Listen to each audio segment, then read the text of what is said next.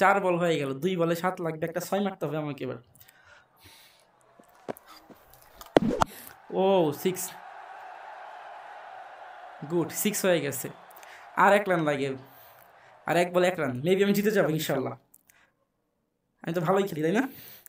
আচ্ছা চলো, 1 বলে 1 রান লাগে। ও 1 রান হয়ে গেছে, উইন উইন, আমি উইন। ও 2 রান হয়ে গেছে, 1 রান বেশি নিয়ে নিছি। আমি টার্গেট করছিলাম হচ্ছে 10 রান, তাই না? তো সেখান থেকে আমার 11 রান হয়ে গেছে। তো আমি এই 6 বলের 11 রান নিয়ে ফেলছি। আমি ভালো ব্যাটার মনে হচ্ছে। Okay fine. তো এই পর্যন্তই, চলো 6টা বল খেলা শেষ, আমরা আবার ক্লাসে চলে যাব এখন। তো চলো ক্লাসে চলে যাই। আচ্ছা ধরো আমি এইখানে দেখি ছিদ্রটা আছে কিনা, ভালো মতো খেয়াল করো, এটা তো বই থেকে দেখা যায় না। দেখো ছিদ্রগুলো আছে কিনা, তো যদি আমি দেখাই ভালো করে ছিদ্রগুলা, দেখো এই যে একটা ছিদ্র, হ্যাঁ, নিউক্লিয়ার রন্ধ্র, এই যে একটা ছিদ্র, এই যে একটা ছিদ্র, তাই না? প্রত্যেকটা ছিদ্র দেখো, এই যে ছিদ্র, দেখো তো এই গায়ে অনেকগুলা ছিদ্র আছে না? এই গায়ে দেখো অনেকগুলা ছিদ্র আছে, এই তোমাদের এই পাশ থেকে দেখাই, এই যে ছিদ্র, তো এই ছিদ্রগুলোকে কি বলে? নিউক্লিয়ার রন্ধ্র বলা হয়।